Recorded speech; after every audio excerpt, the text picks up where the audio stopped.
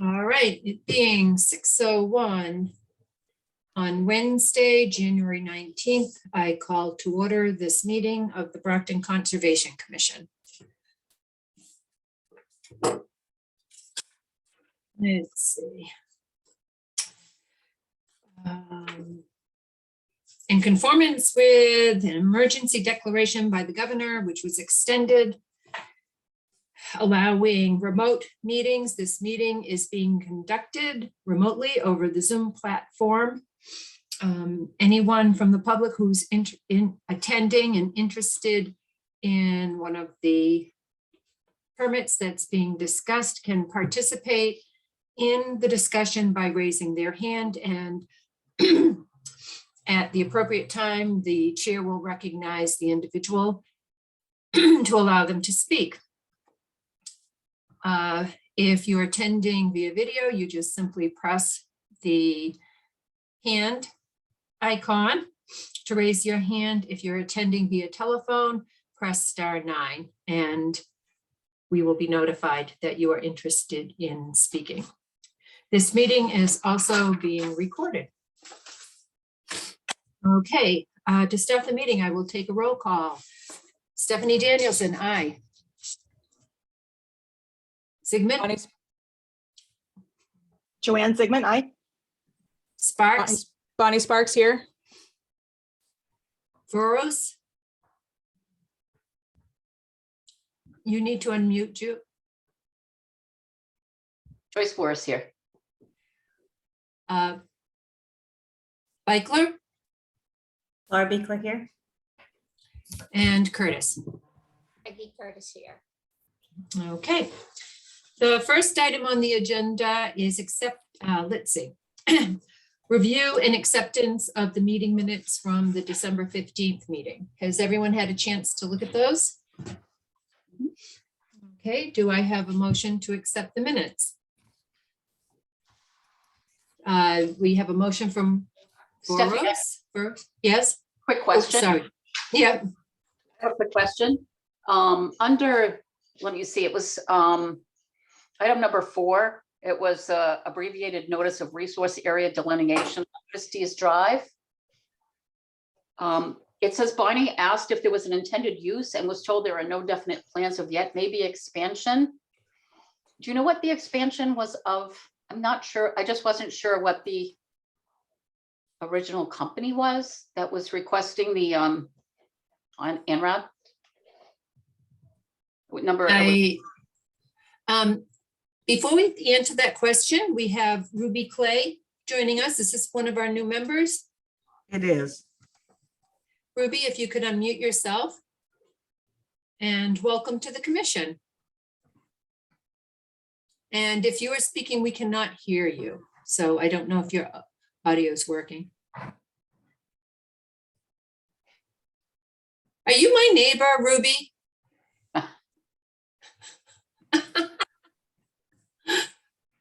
You get an extra welcome. We still can't hear you, I Ruby. hear you. Let me see, we have to do anything? No. No, she should be.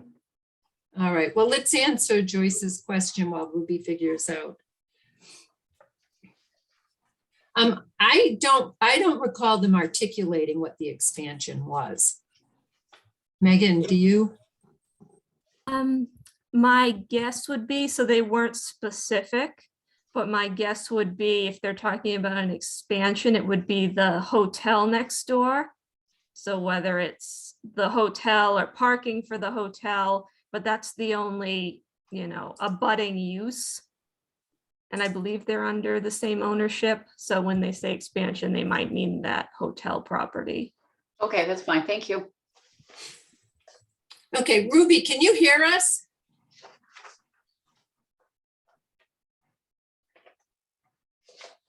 Maybe she needs to come back in again. Yeah, do you want to try logging out and coming back in? Okay.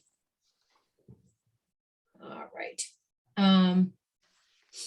So do I have a motion to accept the minutes? Move to accept the minutes. Do I have a From second? Joanne Oops. Zigmund, second. All in favor, Danielson, aye. Zigmund, aye. Boris, I. Sparks, aye. Pickler, aye. Peggy, can you unmute yourself? Curtis, I. Okay, thank you.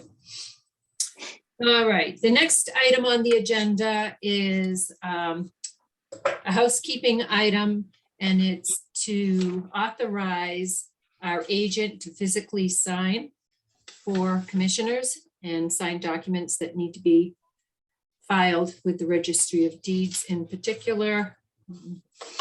As I was talking to Megan today, I remember that in Easton, we had this issue that all of a sudden cropped up. We've been submitting things under the agent's signature, and then we needed to have a motion made and voted to authorize the agent to sign on behalf of the commission. So everyone, do you have in your packets the motion? Mhm. Would someone like to make it? Zigmund here. So I make a motion to authorize the Brockton Conservation Agent, currently Megan Shave, and her successor to physically sign commission documentation, including but not limited to orders and notifications issued pursuant to Mass General Law, Chapter 131, Section 40, and/or 310. I have no idea what CMR means. Code of 10 Massachusetts regulations. That's it. Okay. 10.00 for, as, and on behalf of individual commissioners. Do I have a second? I second the motion. All in favor, Danielson, aye. Zigmund, aye. Curtis, I. Boris, Sparks, I. aye. Pickler, Boris. Motion passes. All right. And then the next item on the agenda is an extension request for a project, Mass DOT Route 123. Megan, And Here, I don't see the representatives from Massdot. I know I had spoken to Andrea, who usually, she made the request, but she was not sure if she would be able to attend. So it looks like, yeah, I don't see her here. But this, Okay. yes, this request was made by Massdot. Megan, do you want to brief the commission? Sure. So this was an order issued March 2019. So it would be set to expire a couple of months from now. It's for the redevelopment and expansion of Route 123, also known as Belmont Street. So it is a state highway or state road that is being redone by Massdot, and part of that stretch goes over West Meadow Brook outside the high school. And so part of this work included replacing a head wall near the overpass over the bridge of the brook. So I went out there today. It looks like they've already completed the head wall work, but at this point, they're looking to extend the order so that they can complete the rest of the roadway work, what left that might technically be within conservation jurisdiction in the buffer zone. So I see no issue with granting that extension. It looks like, from what I could see, there's no outstanding issues with the work that's been conducted to date. So I don't think there should be an issue in, allowing the Massdot to wrap up the rest of the road work under the current order. Okay, and just kind of a reminder to the commission, requests for extensions of orders of conditions and resource area delineation have to be submitted 30 days prior to the expiration. And of course, they have done that in this case, but the commission cannot extend an order of conditions if the request is submitted later than that 30 days. So do I have a motion to issue the extension? Zigmund, so moved. Do I have a second? Second, Boris. All in favor, Danielson, aye. Zigmund, I. Curtis, I. Boris, I. Sparks, aye. Motion passes.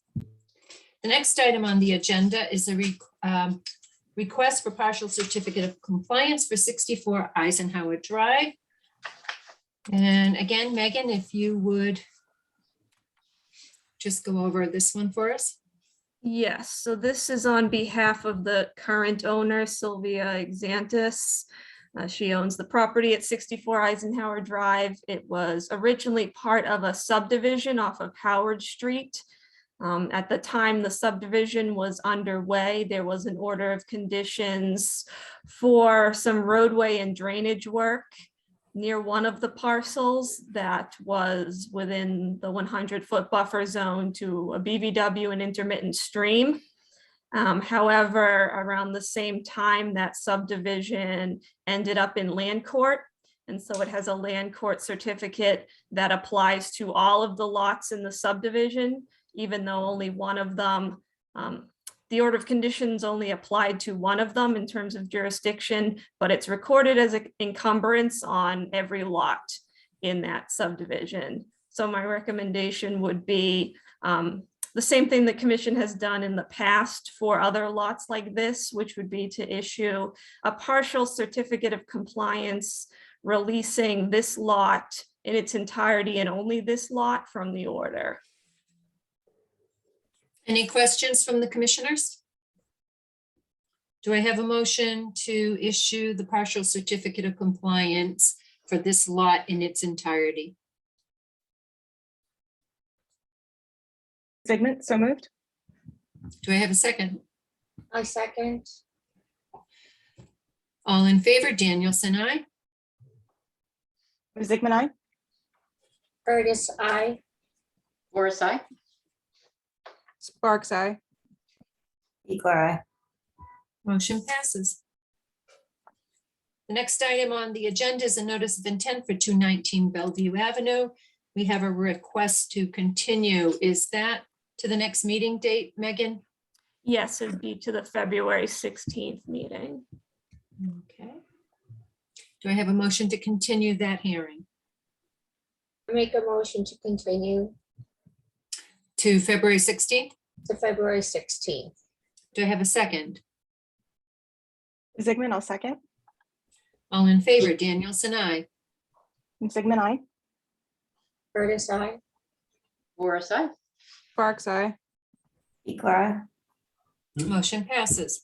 And Stephanie, if I may, since the representatives aren't Oh, here yes, this to is the discuss, is enforcement there order. some, would you like to convey?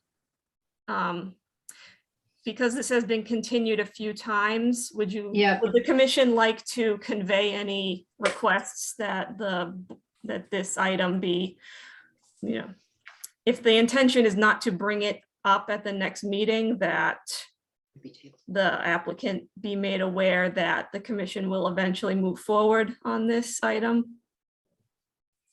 Yes, so my suggestion, when I was talking with Megan, is that I think we need to communicate to them that they are expected to come at the next meeting.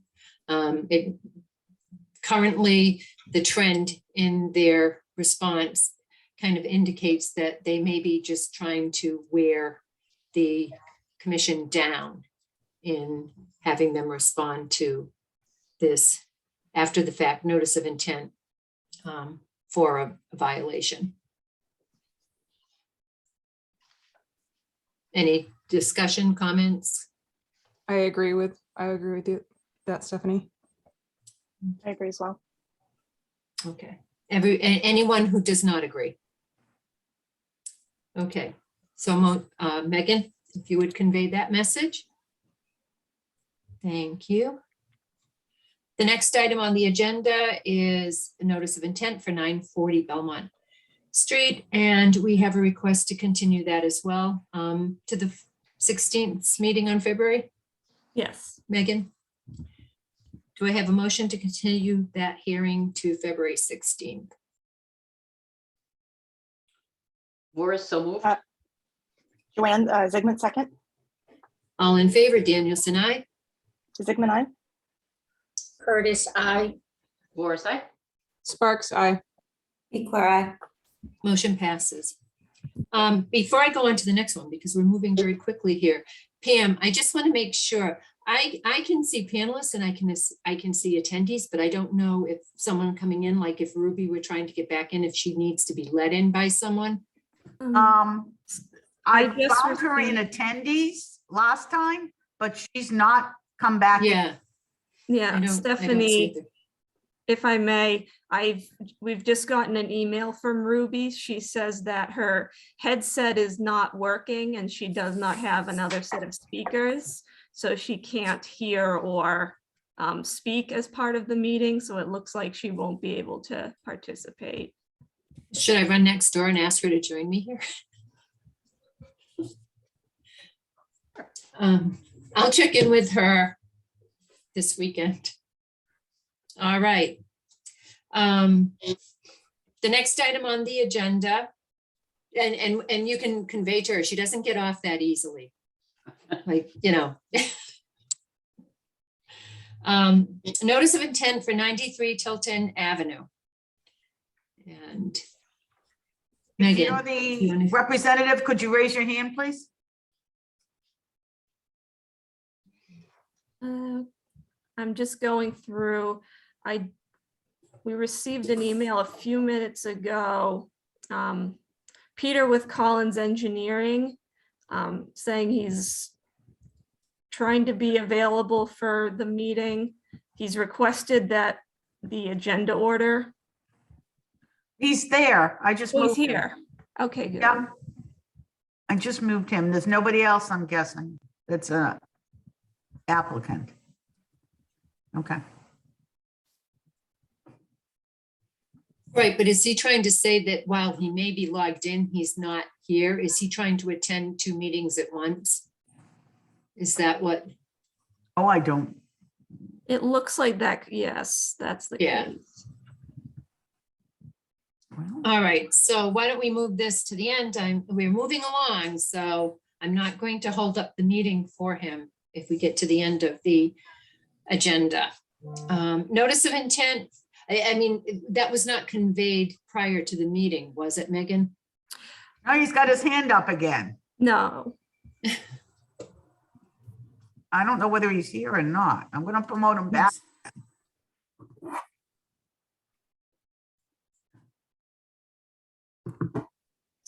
Hello, good evening. Okay. Can everyone hear me, see me all right? Yes, yes. I apologize for the confusion. I was double booked, I realized last minute. If everyone can see me, I can pull up my screen and share that and we can jump into this.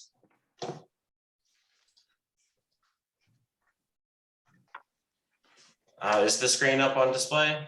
It is. Awesome. Do you want me to just get right into it? Yes. Okay. For the record, Peter Lyons with Collins Civil Engineering Group, representing the property owner here. This one, we've been before the commission a couple times now, but I'll just kind of recap the project. Basically, we're looking to renovate the existing single-family home set back off of Tilton Ave. And we're providing a new septic system, which is a septic tank and a pump chamber to a leaching field raised up in the back of the site. We are contending with an existing stream and a small pond on the property. The mean high water line is shown with the blue flags. And then to the south, we encounter a BVW line marked by flags, a 100 to a 113, it looks like, that wraps around, pokes up into the property. So our general plan is to push the septic system as far away from the resources as possible. The existing septic system was in the front yard here. At the last meeting, we made a couple changes to the plan. We're proposing an upland planting mix in this whole Hashton area. We're also planning the removal of some invasive species, mostly Japanese knotwood. That's going to be revegetated with, let's see, revegetated with I believe, a wetland mix, which is specified on our plan. So we show the conservation wildlife mix, and then the other ex-Hashton areas are going to be our upland mix. At the last meeting, we had discussed establishing a permanent work limit, which we have basically shown around our erosion control line, being the dashed gray. We're proposing, it's kind of tougher to see on this plan, markers in the lawn I think we did every, let's see, looks like every 20 feet or 25 feet maybe. Sorry, I just can't find the detail for that, but we've proposed the permanent work limits, starting at the septic system, going around and encompassing the existing site access. So once we get through the access, the site kind of opens up. We're not disturbing anything within the wetland limits to the north. All of the invasive removal is going to be right up to the wetland line and approximately 50 feet off of it. That's kind of a quick recap. I don't know if the commission has any questions. I'll address them at this time. So the chair runs the meeting, Peter. At this point, I'm going to ask Megan to go over her report, and then we'll ask the commissioners if they have any questions. Sure. Okay, so yeah, so I'll start by, I can't see the date on the plan being shown, but I can confirm that the commission did receive a plan dated December 15th. That does show, at least the version we have, you can see the markers. They're every 15 feet and they are along the limit of work that I recommended. Okay, you can see, yeah. So they're orange in this plan, so they're difficult to see. But yes, so there they are. Those circular markers you can see, they follow along the footprint of disturbance, and they do, you can see that temporary access to the 25 foot. We do have them markers going around that, with the idea being that the wildlife seed mix will go in that area and will be allowed to revegetate. So the markers are going to go around that. Same with the restoration area. The restoration area is part of the work footprint, but the markers are ultimately going around it, or around the pad, and again marking off that the restoration area is to be allowed to revegetate as planted and is not part of sort of the work limit in terms of the improvements to the house. So based on that, my comments have been addressed in terms of plan revisions.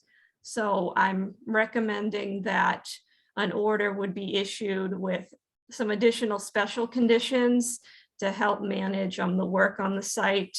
So first, the comment in related to the existing instances of dumping on the site. I would recommend the condition that the existing trash and debris shall be removed manually to avoid disturbance to the ground and vegetation. So ideally, anything that's still out there would be handpicked as much as possible. If it is within conservation jurisdiction, it'll need to be handpicked rather than any equipment or any additional clearing outside of the approved footprint. And then I'm recommending conditions related to monitoring the restoration area. So employing the environmental monitor, requiring that the work be initiated by May 15th. So in order to provide an incentive to make sure that when the growing season starts, the applicant gets the planting underway and it doesn't fall by the wayside.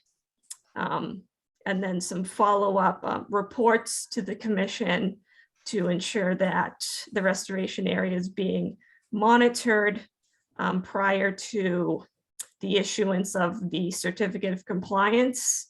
There should be monitoring reports and that a partial certificate of compliance be issued prior to the issuance of the certificate of occupancy for the house. And then finally, as we've discussed, the markers shall be installed every 15 feet along the improvement of work, and that should be consistent with what's shown on the plan. Thank you, Megan. Commissioners, any questions?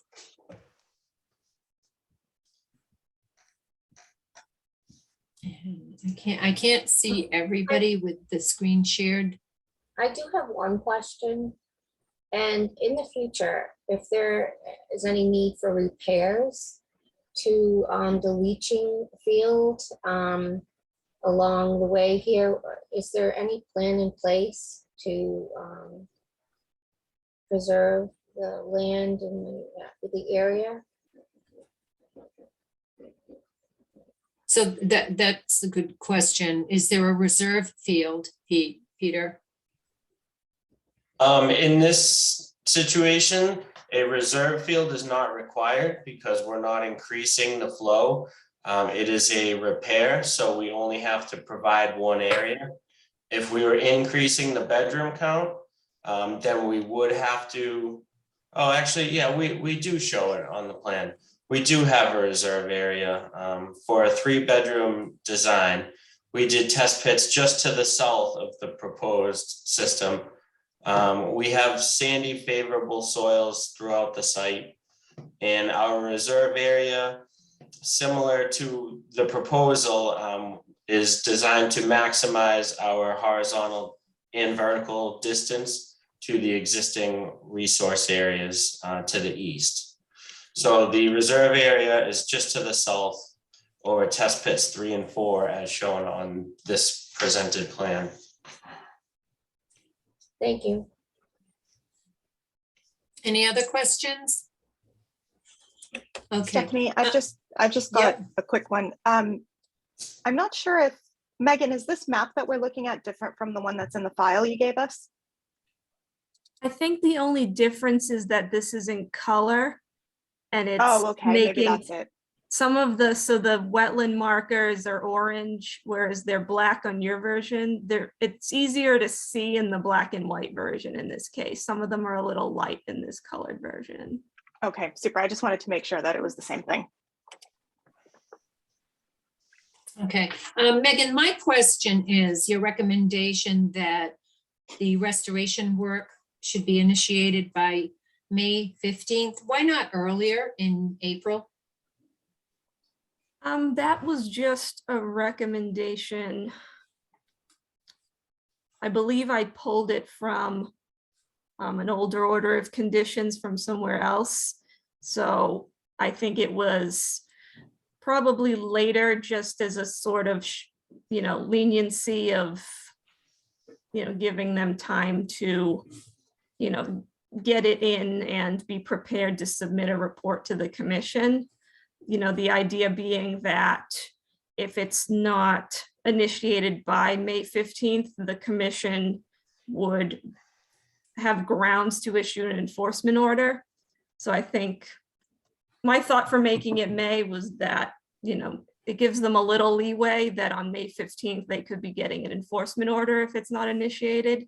Whereas, if you make it earlier April, that is, it's a fast turnaround if we're looking at, to do enforcement starting at that date.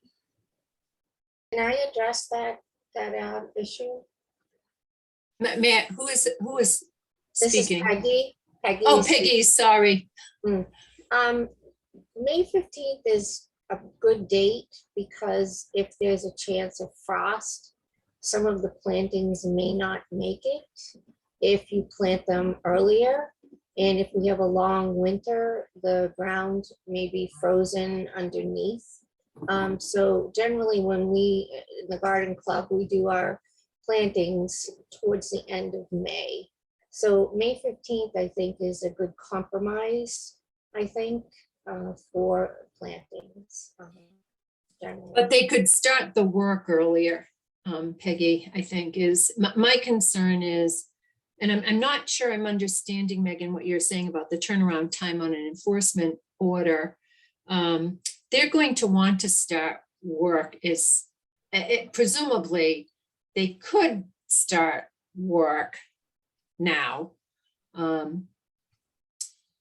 But they'll want, if for some reason they can't start work because of the weather, let's say we get a real hard cold spell or a lot of snow, they're going to want to start work as soon as possible, which could begin in March and then April. But the restoration area is going to need some earthworks, right? So my preference would, and it's initiated, it's not that it has to be completed. I personally would prefer an April start time so that we know it's going to be done and doesn't get forgotten and set aside. And that gives plenty of time during April and May, based on some of the Mays we've had recently, that there'll be enough rainfall and cooler weather to help the plants get established. Comments or from the other commissioners?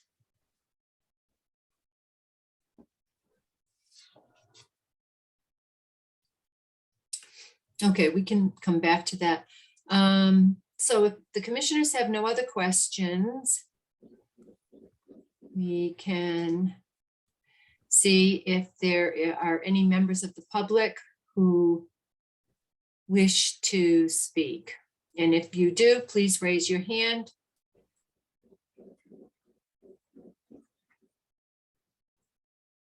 Okay, I don't see any hands raised, but we have Debbie Peterson has two questions. The first is, and she's with, lives at 85 Tilton Avenue. Could someone speak to the original violation for cleanup on 93 Tilton to be addressed by the current owner? This was addressed in the early meetings and discussed, but Megan, if you want to give a quick rundown on what had occurred prior to the current owners taking ownership. Sure. So we don't have a detailed record of, everything that might have happened on the site prior to 2005, because as I understand, it was difficult to get site access previously under the prior owner, and it was difficult to achieve any cooperation. So this is based on what reports we had were that there had been clearing, vegetation clearing within jurisdictional areas, and also dumping activities of various debris and trash and so on. Though again, I think it was difficult to completely quantify it because it was difficult to access the site at that time. But that being said, I believe the understanding was that to help address the cutting and the subsequent expected invasion by knotweed and so on, that is the purpose of the restoration area.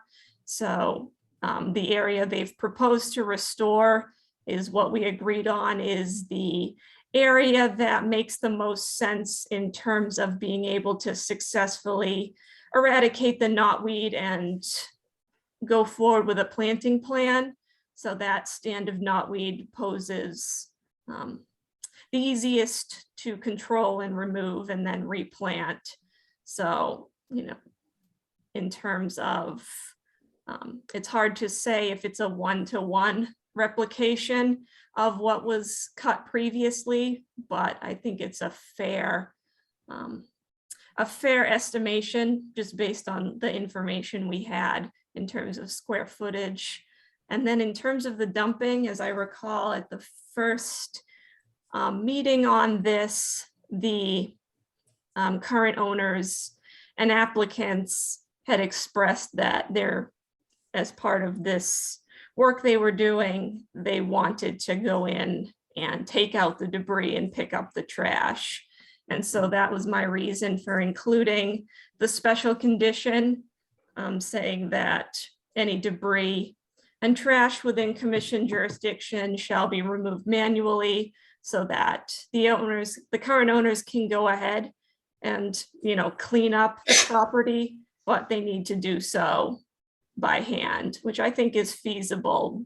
Most of the debris I saw out there, you don't need an excavator to get it out. It will take some time and some effort, but they should be able to pick it up. And so I think, from my understanding, those were the two issues that I found in writing as to what the violations were. So the cutting and the dumping. So I think we have given some sort of ways forwards to address those two concerns under the current owners.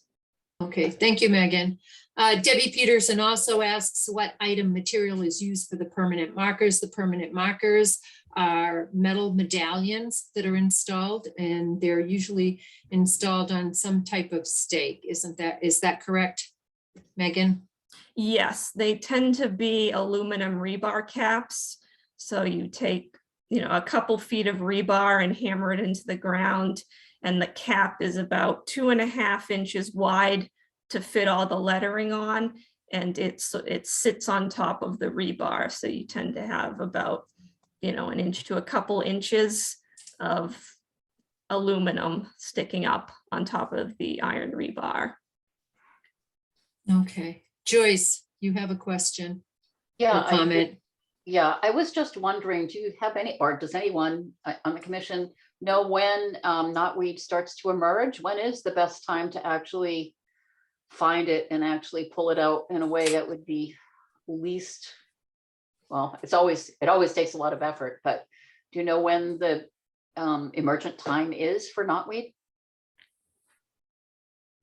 If knotweed is the predominant invasive in that area? Well, in terms of locating it and removing it, the stalks are pretty persistent throughout the winter. So even if they were to go out there now, you can see the footprint of where it is. It turns orange and dries out, but it's pretty substantial in that it's not like a herbaceous ground cover that disappears in winter. You can see sort of where it was the previous year, you can see where it is. And then it's more usually by the summer is when it's fully leafed out and starts flowering again. But again, you can see the footprint pretty much year round. And in terms of the spread, you'd probably start seeing it spreading again spring into summer. Summer is when it's biggest, but the current footprint you can see now still. So would it be best perhaps to ask for the removal early and then mitigation, maybe by May? If the commission wanted, yes, you could revise the condition I suggested and maybe separate it out, have a date for the knotweed removal and then have a date for the plantings.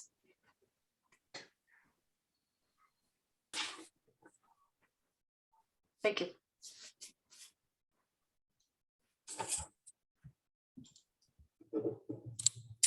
Okay, I do not see any other members of the public wishing to speak. Do I have a motion to close the hearing? Zygmunt, so moved. Do I have a second? Sparks, I second. All in favor, Danielson, aye. Zygmunt, aye. Sparks, I. Boris, aye. Sounds like Before I- motion. Thank you, thank you. No, it's just, Peter, you can stop sharing your screen, then I can see everybody again. Thank you for that. All right, do I have a motion to issue an order of conditions with the special conditions outlined by Megan and with some revised dates for the removal of the Japanese knotweed and buffer zone as may be suggested by one of the commissioners.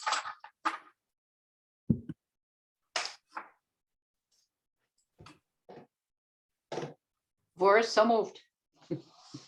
Okay, and what would you propose for the revised dates for the removal of the knotweed and the commencement of the restoration? Perhaps a removal in April?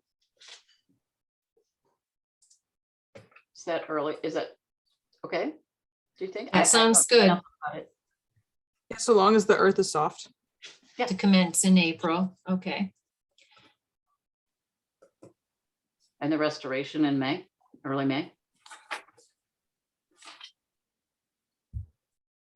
Okay, early May.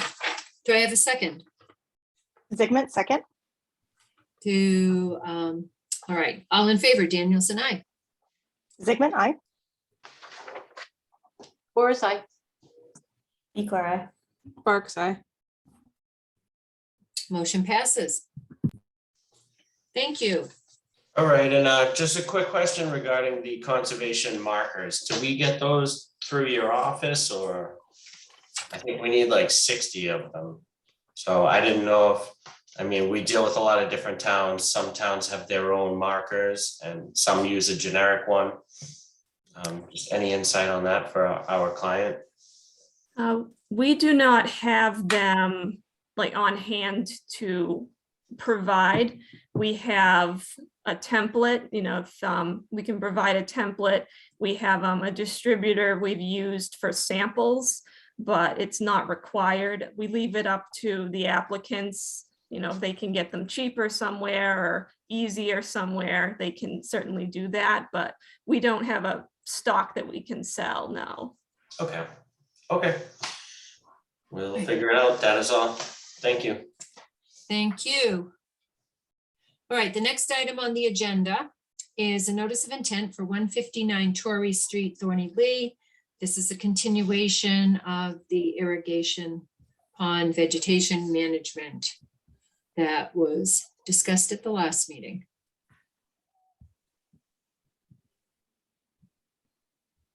Could you raise your hands if you're the,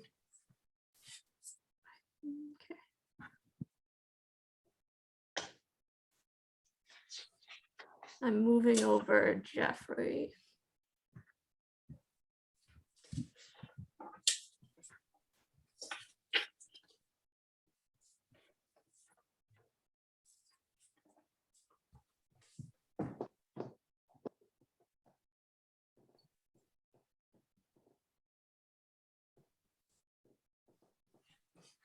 Okay.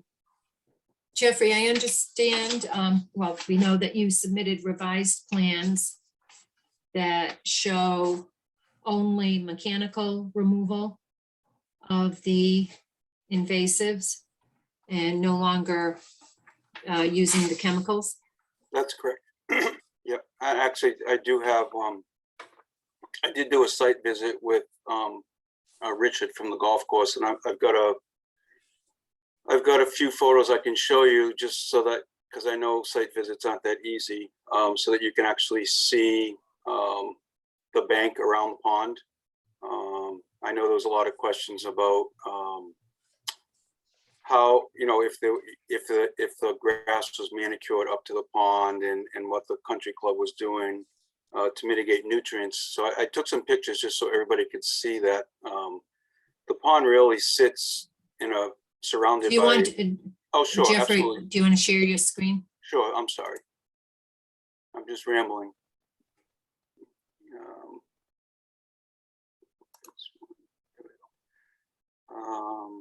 Can everybody see that? Nope. Oh, what am I doing wrong? All right, let me try this again. Are you clicking on the I got it. shared I screen? got it. I got it now. Sorry. How's that? Yep. Okay.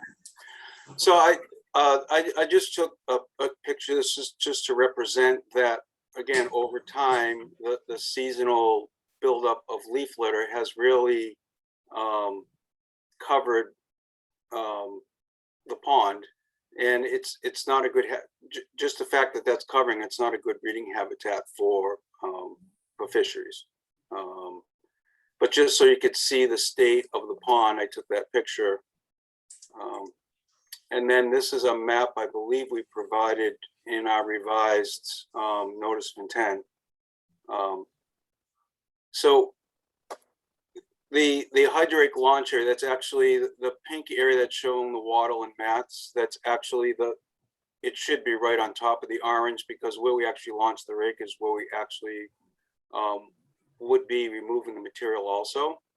And that area would be prepared by placing a straw wattle and then ground protection mats. And the way the material would be removed is the hydro rake would remove the material and place it directly into the back of the dump trailer. And as a dump trailer is filled, it'll follow its path to the on-site compost area, rubble area, and deposit the material in an upland location. This is the actual picture of where we would actually be removing material. So this area, and it'll only be about a 10 to 12 foot area. There is no brush that we would actually disturb. It's a few grasses, and again, they would be covered, and they would naturally just grow back at the end of the period, the 1 week management period. And again, if you look at this picture, you can see that the pond is bordered by brush and trees. There is no manicured ground going up to the pond. It's all basically native mixed grasses. And then this map, which was also provided, is just from the pond, the irrigation pond, that path which is paved, that would go to the disposal site. And then this is a picture of their disposals, their upland disposal site.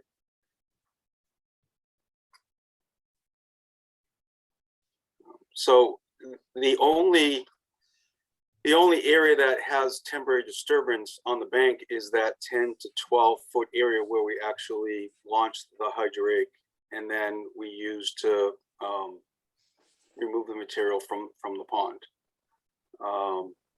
And again, it's all protected with a straw wattle in case there is water that's dripping, so it's filtered before it goes back into the pond. And there'll be ground protection mats where just a pickup truck with a dump trailer is backing up to the pond. I do also have a short video, because I know that I guess this kind of took everybody by surprise. So I have a short video that just shows the hydro rake, and I'm just going to play that now. If I just press the video at this point, do I have to go back into present again and pick a different, pick something different, or can I just? I don't think we know the answer to that question. Okay. All I know is you can share your screen. Can you see that in the bottom screen? No, I think you have to stop sharing and reshare with the other app that you're using. Okay, let me try that.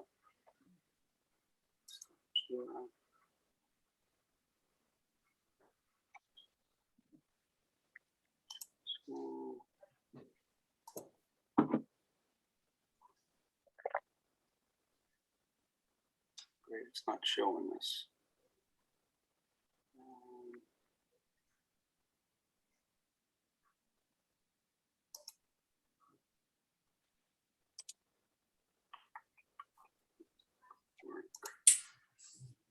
Oh. Sorry. Let me try it one more time.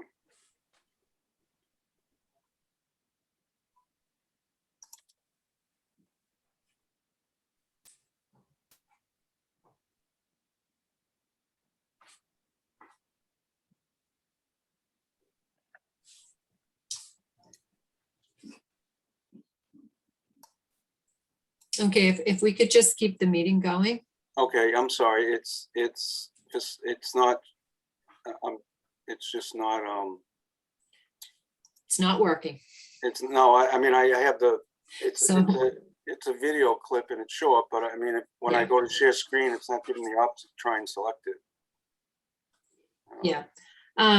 So Megan had sent you a letter on December 30th Yes, outlining the questions and concerns that were in the comments that were raised by the commission at the December 15th meeting. And there's quite a number of them. Did you prepare a written response to those? We did not see one in the files. I did not. I mean, and that's why I was showing the pictures to show that we're really not disturbing the bank at all. In the small area that we are, it's being protected. And then the land underwater, again, the process itself, we're not disturbing the land underwater. We're removing accumulated leaf litter and plant matter, and by doing that, we're removing nutrients and improving water quality, so that we should have less nuisance plants growth because we're taking some of their source of nutrients away.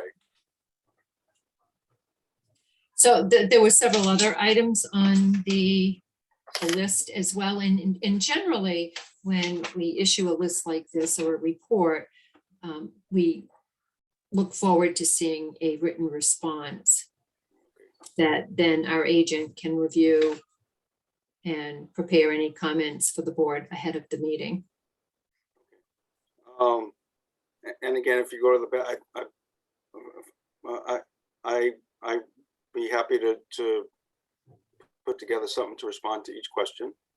I mean, so if we go, I mean, some of the comments, any proposed work in a bank shall not impair the following, and it defines the areas. Then work, land underwater shall not impair the following. I think a written response to each of those would be helpful, and then it becomes part of the record. Okay. The locus map should be provided showing the larger waterway system entering and leaving the subject irrigation pond. They should more clearly show the boundaries of jurisdictional area.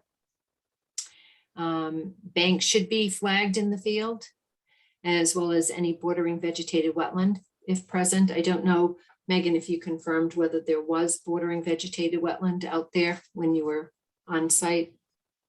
I have not been able to confirm, no. So I said if present, because I don't believe a delineation was done. So I'm not sure if, yeah, I don't believe we know if the area between the lawn and the bank, if any of that's BVW, it would need to be, surveyed under the Evaluated. standard delineation protocol. Yep. Of course, you've addressed the commission's concerns about the impacts of herbicide treatment, so thank you for that. Then introduction of native plant species following hydro raking should be considered as an alternative to herbicide application, which you are not going to be doing at this time, but it sounds like that probably is a good idea, Megan, even without the herbicide application.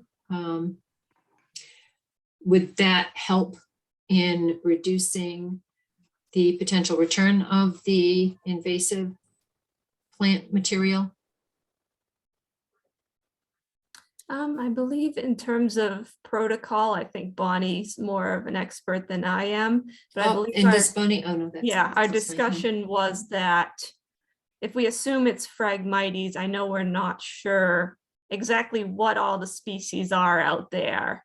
But the thought is if it's Phragmites or something rooted that can be outcompeted, depending on what it is. I believe it was Bonnie who suggested that it can be done. It's not the easiest thing to be done, but once we have a better idea of what needs to be taken out, then I think it paints a clear picture of what the options are. Bonnie, do you want to comment on that or add anything to what Megan just said? So I guess if I had a more direct question to answer, What is the question? Whether trying to revegetate after the hydro raking would have any kind of positive effect on reducing the return of the invasive plants. Yes, so in theory, it is a thing that I know that is done in Virginia. I have done, personally, I've done a lot of work in sediment toxicology, so I've worked in that capacity in the state of Virginia. And I wish I could pull up from my head what was used, but it does basically the sediment cover growth of the native plants will create sort of like a thicket, which prevents further growth of the invasives. So And- that's And, and generally speaking, the earlier it can be done in the season, the better, because especially when you're dealing with those reeds, they are much like the knotweed, they are for a root growth. So if you can get that done as basically as soon as you've let the sediment settle, you can get that planting done. That's going to give you your best chance of success. Joyce, you have your hand raised. Yeah, I do. Jeffrey, could I see the pictures again, or is that too much of a hassle? Oh, no. So, The and first few I pictures I around the would like to say that, so any Phragmites that we would be removed mechanically would be in water. So those are actually Phragmites, their root system, rhizome system, they extend horizontally, and what they do is they actually throw out shoots, and those shoots will survive and get oxygen, and then they'll actually root underneath the water, and then they basically create land over water. And just by removing them, they don't come back, because we're removing the growth that's actually growing in the water, not on land. Okay, I guess that's my question, because if the hydro raking is removing most of the like floating debris, the leaves and everything that you showed in that first picture. Yep. How does it get to the roots of the Phragmites? I would think that would be more of a deeper scour than So- a hydro rake. So again, the intention of this project is to also to try and remove some of the accumulated organic matter. Those Yeah. those fragmented roots are growing in that soft, unconsolidated organic matter. The muck. Correct, the muck. Yeah. So as we remove, what you can see visually above, we're actually grabbing all that root system below and taking that out with it. And Do you anything, have pictures of the like the area around the pond itself? I thought I saw one before. Yeah. Yeah, I don't. yeah, really but see it doesn't get the Phragmites. bigger picture. Yeah, the pond goes to either side too. Oh, okay, because I don't really see the Phragmites there. Maybe I'm just missing it, I don't know. Okay, thank you. The other question that I had for you, so your diagram of the map shows that you have a road.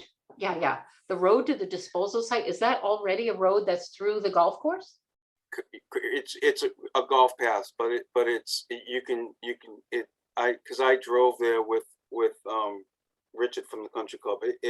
You can drive it on with a pickup truck, and you're not on either side, you're on pavement. Oh, okay, Right. so it is paved. Yeah. Okay, and that disposal site at the end, Mhm. the muck and the stuff, the seeds and all that stuff from the Phragmites or the invasives would then be just dumped there to rot? Is that correct? Or is it going to be covered over? So the Phragmites themselves, because we're taking them out and they're not being systemically treated with the herbicide to kill the root system, the way that you kill them is we would actually, there's actually two ways. You can either dig a 4-foot hole and put them in and bury them, and then they don't have the oxygen to reproduce.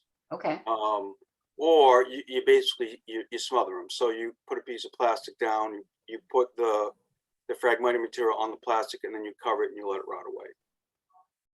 okay. So, and that's, which of those do you presume that would happen at that disposal site? Or We is would- that what you We expect? would be separating the Phragmites from the rest of the organic matter that comes out in the leaf litter, and putting the plastic down, placing that material on the plastic and letting it rot away. And then what happens with the leaves? I'm sorry, I just don't, it's new to me. Once it's rotted away, it turns into just organic matter. It'll turn back into, you know, dirt. At some Yeah, point. so I guess I'm just confused as to why you have to separate it. Why don't you just dump it all under plastic? No? I was kind of Well, wondering the it's same more, thing. it's more of an area that you have to get it all in the plastic. Where the So- only thing that you're really concerned with is that spreading somewhere else. Uh-huh. Yeah, so if you think about it, it's literally almost the same growth style as knotweed, except underwater. Right. So Correct. those rhizomes are absolutely detrimental to anything that they touch. And so that is the important part that you want to make sure is dead, whereas the rest of it can be considered more of like a mulching Okay. type piece. So, You don't okay. want the seeds. Yeah, the seeds and the rhizomes are just no bueno. You want them gone. Well, as long as the seeds aren't going to be taken from that disposal site by some Right. birds, you know, flown away to, you know, a nearby pond and then starting all over again, it's fine with me. I just don't know enough about it. I think that we need a description, a written description of how the material is going to be treated once it's, And separated perhaps. yes, yeah, That would be great. Stephanie, and the Stephanie, I- timing. Yes, I'm sorry. I can't that's see. okay. I just have a follow-up question to that. So on this map that's on the site, that's the above the yellow square, the disposal site, that's the site of the proposed or in progress solar field, correct? Oh, I believe when I was standing there at the site with Richard, I believe you're correct. Yes. And I It is remember the that same that was parcel, before. yes. Okay, and I remember that coming before the commission because of its proximity to wetlands. So that disposal site, is that far away from any wetlands? So there's no risk of the yeah. disposal So- washing in? Yeah, the wetlands are to the north of that, of where we've marked the disposal site. Okay. And Megan, have you looked at that to make sure that the disposal site is not going to affect the wetlands in that area? I think it would be consistent with what's permitted in that area. So it is part of the parcel where the solar field is going. If you recall, it was that rectangular parcel. The panels are going to be going along most of it. And then there was an area to the south of it. And then surrounding that area was an old berm. That we determined that they were allowed to leave the berm as long as they didn't touch the berm. And they sort of on their site plan, they sectioned off an area near the berm that was, I think they called it either a stockpile area or a landscape debris area. So technically, if they use that area that is conditioned under the previous order to be a, debris landscaping area, I think technically they can do that, but it needs to be, Okay. needs to be within the area marked on the old solar field plan. There is a marked area saying that they were going to use that for stockpiling. Okay. But And so could we condition that as well to say that they have to use that area as part of what was done in that project for Yes, disposal of this stuff? You could reiterate that it should be, cross-referenced to the existing order. Mhm. Okay, thank you. Okay, any other questions from the commissioners? oh, one last Any- one. Yep, Just monitoring at some point in the future to make sure that there is something in place that it, within maybe a year, that I don't know if that would be reasonable or not, to demonstrate that removal has been okay.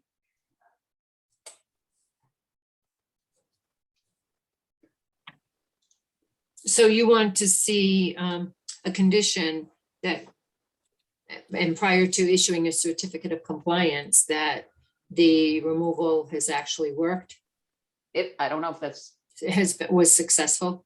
Yeah. I mean, it sounds reasonable.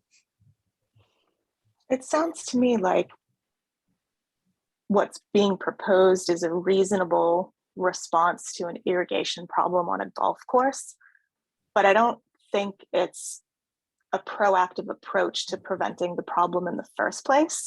I think that what's going to happen eventually is that they're going to have to come back and dredge again. because of the way that the pond is built. Although maybe the aeration system will help a little bit.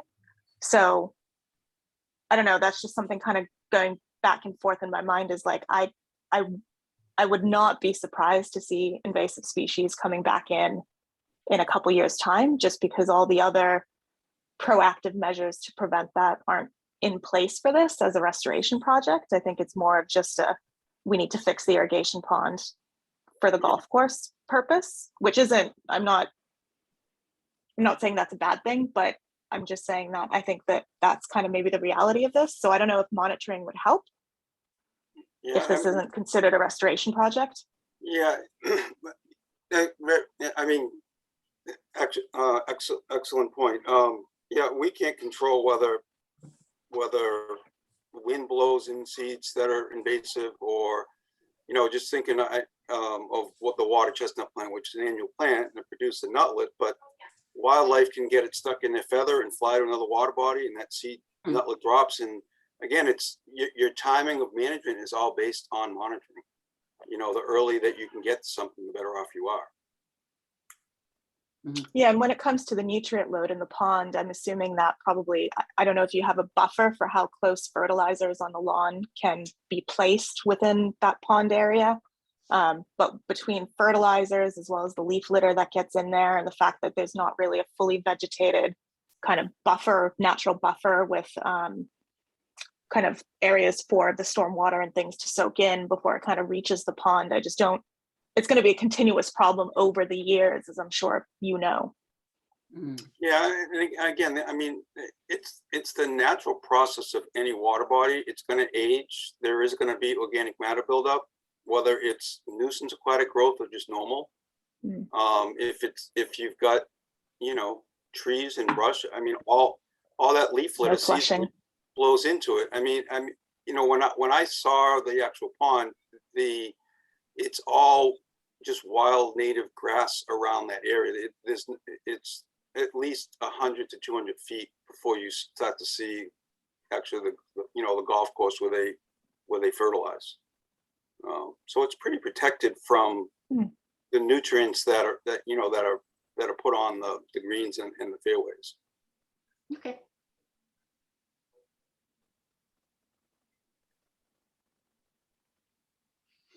Okay. Do we have any members of the public who wish to comment on this project? Okay, I don't see any. Commissioners, are we waiting for a written response to the items that Megan outlined in her letter on the 30th? Looks like I have some nods.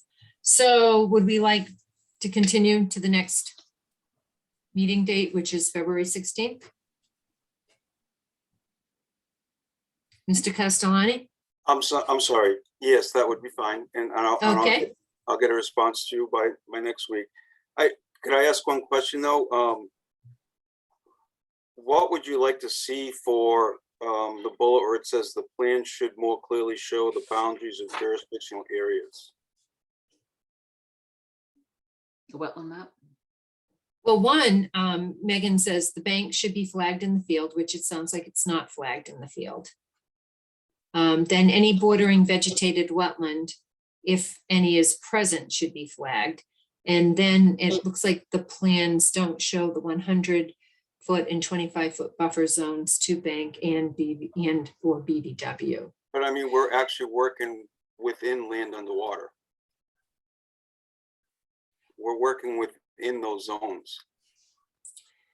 But it has a buffer zone, right? You're working in the land underwater, but there are buffers associated with those areas, those resource areas, which are then the buffer zone is jurisdictional by the Conservation Commission. And that's what I'm saying by marking the bank.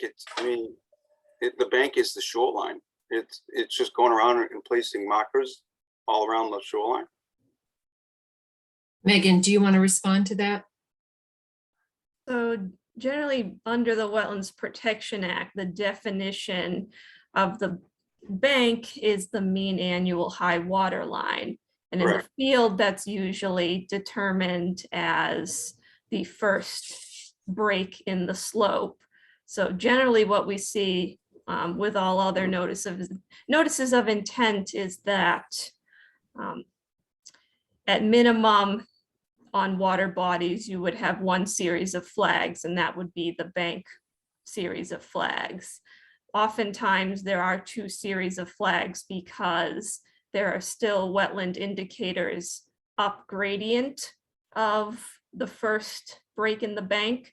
So either hydric soils or a dominance of wetland indicator species plants. And so if there is a band of wetland indicators up gradient of the bank flags, then that strip or that area would be considered BVW, bordering vegetated wetlands. So in this case, because the lawn doesn't go right up to the pond, it's not apparent, at least from the information I've seen, it's hard for me to confirm, we assume the bank is going around the pond, but where exactly the bank is, and then is there a BVW associated with that bank? And some of it is, it's housekeeping related to how we issue the order and how we quantify the impacts. So in this case, because there will be a launching area, assuming that there's temporary impacts to the bank for the launching area. And then again, I don't know if there's BVW, but if there is any and the launching area is on top of it, then it's a temporary impact to BVW. So some of it is housekeeping, because yes, you can go out there and say, here's the bank, but there is a legal biological description to where the bank is, which is why in other notices of intent, it includes a surveyed plan that shows where the bank flags are. And then if there is BVW, legal jurisdictional BVW, there's a separate set of flags. So, some of it might seem obvious. At some sites it is obvious, but it's sort of the expected practice under the regulations of the act. Okay, I'm just thinking usually, and again, it wouldn't suffice it, what we usually create an arc map and we polygon the area where the mean water level is, so it shows the bank. But that's not going to suffice what you're asking. Okay. Jeff, do you mind, Stephanie? Oh, not at all. It just seems that this is a golf course in the middle of a very heavily populated area. It's not a golf course out in the middle of, some rural area. So it's a heavily populated area. There's a lot of waterways, right, that crisscross between and underneath parts of the city that need to be respected as well. And so it might be a little bit different than doing hydro raking, maybe in an area that would be out in, in a more rural area. But I think our conservation concerns need to be realistic for an urban area. So it might seem like extra, but I think it's necessary because of the density of population around the area. I mean, when I looked at, I think it was your the list of abutters, I thought it was almost all of Brockton because it was a huge list of abutters. So in all honesty, we need to make sure that things are fair. Okay, so do I have a motion to continue to the February 16th meeting? I so move, and I would also like, if at all possible, to include just an itemized how they're going to dispose of the hydro. Oh, yes. Also. Yes. How Yep. they'll separate and dispose of that. I'd appreciate that. Thank you. Yep. And that I would suggest too that we make that a condition when an order of conditions is voted. that be followed. So they should provide it ahead of time, but it should be incorporated into the order of conditions that they specifically follow that. Okay, so do I have a second to continue? Second motion. All in favor, Danielson, aye. Zigmund, aye. Laura's aye. Curtis, aye. Clara. Motion passes. Thank you. Thank you for your time. Thank you, Jeffrey. Good night. The next item on the agenda is a notice of intent for map property identified as map 003-049 Pleasant Street. And it looks like there are a number of folks here for that. And I need to recuse myself. This project is also, but primarily the larger extent of the project is in Easton. And it is being reviewed by the planning board, where I am the planning director in Easton. So I definitely have a perceived, if not a conflict of interest. So you will need to step in, Joanne.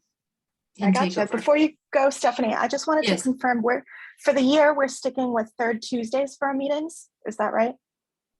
Third Tuesdays, Yeah, the third Tuesday of the month at 6. I think that's our schedule. Is that right? third Wednesdays. Wednesday. Sorry, Wednesdays. Wednesdays. Thank you. That's what I meant. Okay, but we're sticking with that. Okay. Yeah, there has been no discussion about changing it. Okay, super. I just wanted to make sure I didn't miss that. Yeah. Okay. So everybody, thank you very much. Have a good evening. Bye, Stephanie. Good night. Okay, so so for this item, it hasn't been opened yet. The hearing hasn't been opened yet, and we do need to confirm abutters. Now, my understanding is that there was a problem with the abutters list, that the Wildlands Trust address was incorrect, and so they weren't notified.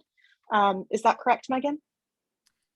Yes, so under the Wetlands Protection Act and its regulations, it specifically says that applicants must notify abutters using the most recent tax list provided by the assessor's office.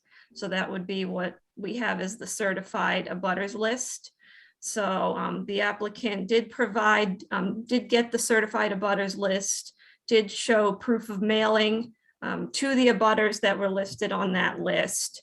So they did fulfill the requirements under the Wetlands Protection Act and its regulations. They did fulfill the requirements of a abutter notification, but I did receive an email this afternoon from the director of Wildlands Trust stating that they had not received notification. So I showed her the proof of notification we had received from the applicant, and she said that the mailing address listed on the certified abutters list is no longer correct. So based on that, sort of in actuality, it sounds like they did not receive whatever notification was sent to that previous address. I don't know if a return receipt was ever sent back or any other indication that it didn't physically get to them, but it sounds like their address where they receive mail has changed. So it is their request. Their request was that the hearing be rescheduled so that they can participate. So my opinion that would be that I think the applicant did fulfill the abutter notification requirements as laid out in the Wetlands Protection Act and the regulations. However, I think it still behooves everyone that abutters have the opportunity to participate. So my recommendation would be that there is an opportunity at a future meeting for Wildlands Trust and any other abutters to be able to attend and participate. So Megan, would that mean opening the hearing today and continuing, or would we just not open the hearing and continue depending on what the applicant would like to do? So I think, yes, I think we should bring on the applicant and their representatives. I believe they do wish to open the hearing with the intention of continuing. So I think perhaps we should invite them on to discuss that, to see Great, if there is a let's do that. consensus we can come to on that. So I believe- Oh, Joyce, go ahead. Thank you. Megan, Joanne, I was notified by someone that wasn't a butter at one time when the ANRAD was originally, there was an ANRAD, I believe, on this piece of property in Brockton. And he contacted me, and he's no longer residing in Brockton. So I'm not sure how often the tax rolls or whatever it is are used, because the abutter now, there's a new abutter, I guess, is what I wanted to say, in that particular location. So what has to be done for that? Do you know? Honestly, I don't know how often the assessor updates the tax records. And I'm also honestly not sure how it's done in terms of how much of it's automatic and how much of it relies on, them being informed of either changes in address or changes in ownership. So at this time, I'm not sure how that mismatch occurs, but it does seem that it does occur, and it has occurred for this site in particular. I'm not sure what to, what to do about that. Knowing that abutter is not there anymore and that there is a new one. I don't know. Thank you. He can notify the tax office himself. They should. Yeah, just to be, they can notify the tax office that they're the new owner. Okay. Because if it hasn't changed, he's also not getting a tax bill. Good point. Maybe he won't want to. Good point. Okay, so I see we've got a Mr. Toohill and I think a Mr. Mitruk. Sorry if I mispronounced those. If you could both please introduce yourselves. Sure. Mike Toohill from Conoco Engineers and Scientists, representing Blackledge LLC. Damian Demetruk with Conoco's Engineers and Scientists, representing, no worries, Blackledge LLC. Oh, you did pretty well there, actually. Yeah, very close. Yeah. I try my best. Thank you. It's funny because we even are having problems with it's supposed to be that when the property gets sold, the Registry of Deeds sends the information to the tax assessor's office. And I can tell you that the properties that we're talking about were bought back in September, I think, by Blackledge LLC. And if you go on your own assessor's list, and even the one in Easton, it says it's still owned by the Benson family.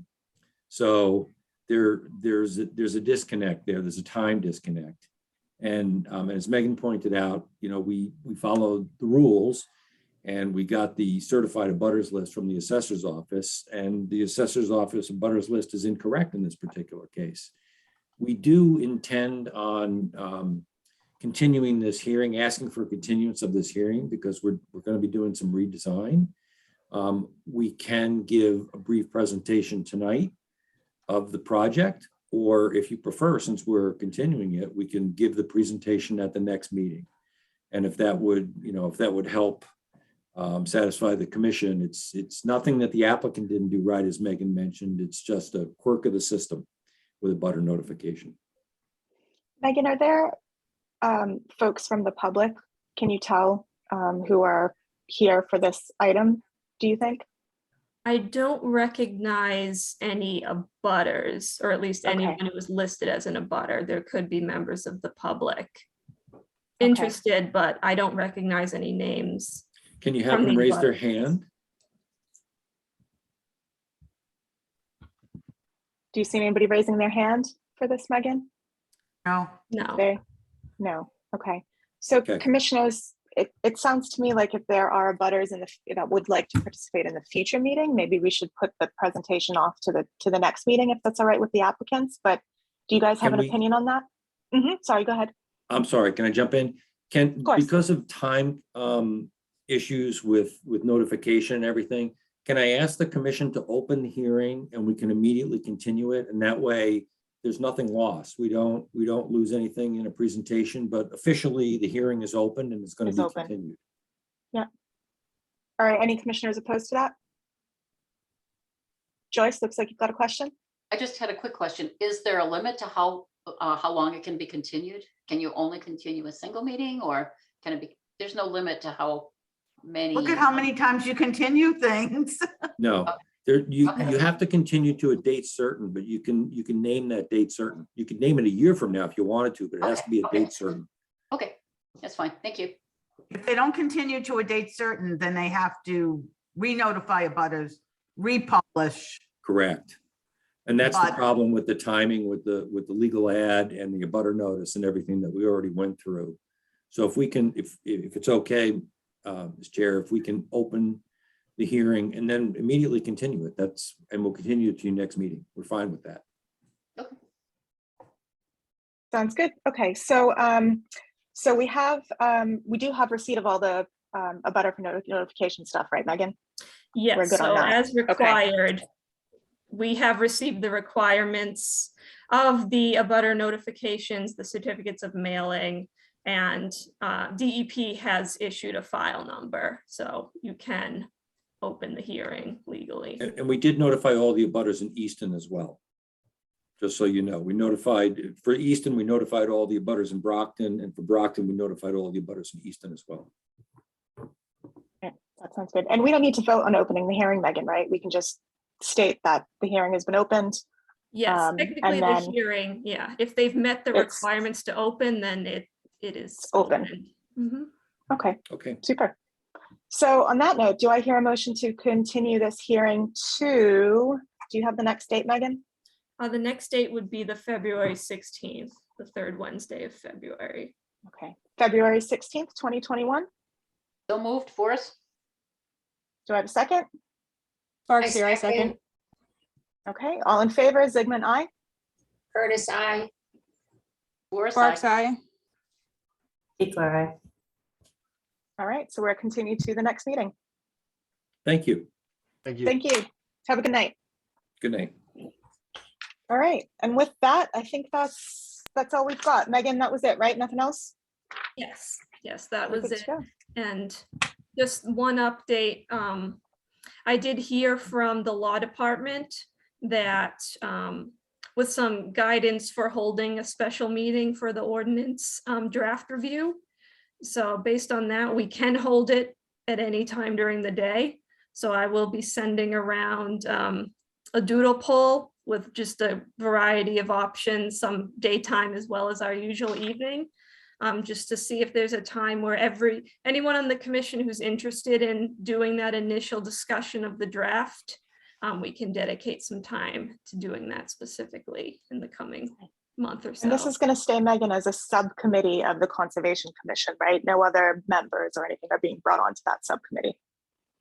It is, so I don't know if we elected or chose people to be part of the subcommittee in terms of, it doesn't have to be everyone, so it's not a hearing, so we don't need a quorum per se, it doesn't have to be a certain number.